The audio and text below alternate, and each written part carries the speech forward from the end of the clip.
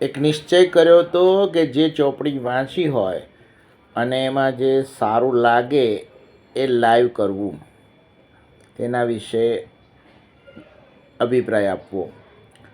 પરંતુ ગુજરાતી આરંભે સુરા એમ ઘણી બધી બુકો વચ્ચે વાંચી છતાં કોઈ કારણસર મૂકી શક્યો નહીં.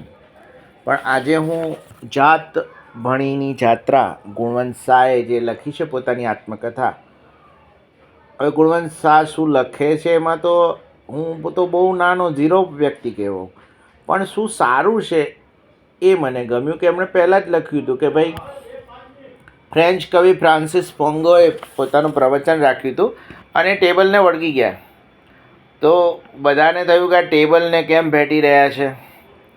તો એણે એવું કીધું કે આ ટેબલ જે છે ટેબલ જ દેખાય છે, જે વાસ્તવિક છે એ જ વસ્તુ દેખાય છે, એ દંભ નથી કરતું, ટેબલ ટેબલ જ દેખાય છે. અને આથી જાત ભણીની જાત્રામાં ગુણવંત શાહે પ્રયત્ન કર્યો છે કે જેટલું બને તેટલું શુદ્ધ સાચું જે એમનું જીવન હતું એ વ્યક્તિઓ લોકો સમક્ષ રજૂ કરવું.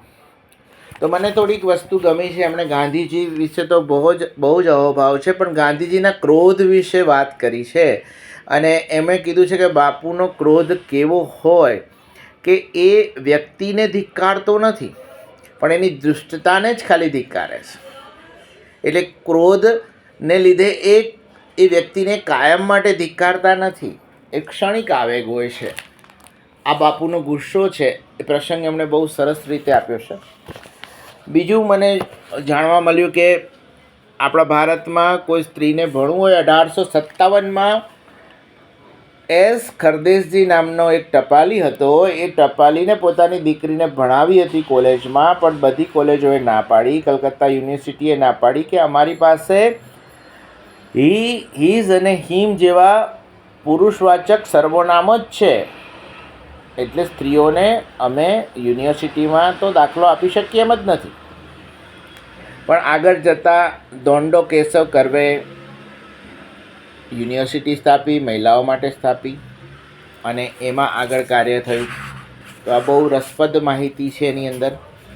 બીજું એ કહેતા કે ગાંધી એ મને મારી પર ડોળો કાઢીને જ ઊભા રહ્યા છે, એટલે કે હું કોઈ ખોટું કરી શકતો જ નથી.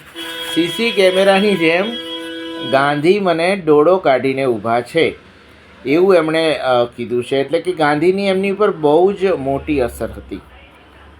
ઘણી બધી સારી વાતો છે. બર્નાર્ડ રસેલ ઉપર વાત કરી છે, શેખ હસીના પર વાત કરી છે, મને ઘણા યાદ નથી રહેતા એટલા બધા લોકો વિશે વાત કરી છે. બીજું ગાંધીજી કહેતા હતા કે તમે નબળા છો એમ માનવાનો ઇનકાર કરી દો તો તમે સબળા બની જશો. સિમ્પલ વાત છે. પોતે જ્યારે વ્યક્તિ હારી જાય છે તો એ આગળ વધવાનો જ નથી, પણ એ નક્કી કરે કે ના હું કંઈક કરી બતાવીશ તો એ હંમેશા કરી શકે છે. આવું ઘણી વસ્તુઓ છે. કેટલી કરવી. કબીર વિશે માહિતી આપી છે કે કબીરે શું કીધું છે. તો ગુણવંતભાઈ શાહ તો લખાણમાં તો હવે હું તો એમની વખતે કહી જ ના શકું, પણ મને જે આ પ્રસંગો થોડાક ગમ્યા અને મને ટૂંકમાં કહેવું હતું તો મેં ટૂંકમાં પણ કીધું છે. એમણે પોતાની જીવનની ક્યાં કેવી રીતે પ્રગતિ થઈ, ક્યાં શું થયું એ બધી વાતો કરી છે. બીજું કોને કેવી રીતે એમણે મદદરૂપ થયા એમણે. હા, બીજું રસપ્રદ એ છે કે બરોડા અને સુરતની કમ્પેરિઝન કરી છે કે બરોડા શું છે, સુરત શું છે. બંને વાલા હતા. મોટા તો રાંદેરમાં થયા, સુરત પાસેનું ગામ છે, હવે તો સુરતમાં જ આવી ગયું છે. પણ સુરતીઓ વિશે, બીજું એમના જે ત્યાંના રહેતા દરેક વ્યક્તિમાં શું શું ખાસિયતો હતી, એમાંથી એમને શું મળ્યું એ પણ એમણે વિસ્તૃત છણાવટ કરી છે. તો જાત ભણીની જાત્રા આ જે પુસ્તક છે એ તમારે બધાએ વાંચવું જોઈએ. આ પુસ્તક ઊંધું દેખાય છે, યા શું એને ઊંધું કરું છું પછી ખ્યાલ આવશે. તો જાત ભણીની જાત્રા આ પુસ્તક છે, એ તમારે વાંચવું જોઈએ. ગુણવંત શાહ અહીંયા આખું તદ્દન ઊંધું દેખાઈ રહ્યું છે. હજી હું આ બધામાં એટલો આગળ નથી કે ટેકનિકલી વિડીયો સારા કરી શકું, પણ મારો પ્રયત્ન થશે, દિન બદિન સુધરીશ. ઘણી બુકો વાંચી છે, ખૂબ જ આનંદ આવે છે. 10 પાના રોજ વાંચો એવી હું પણ બધાને વિનંતી કરું છું.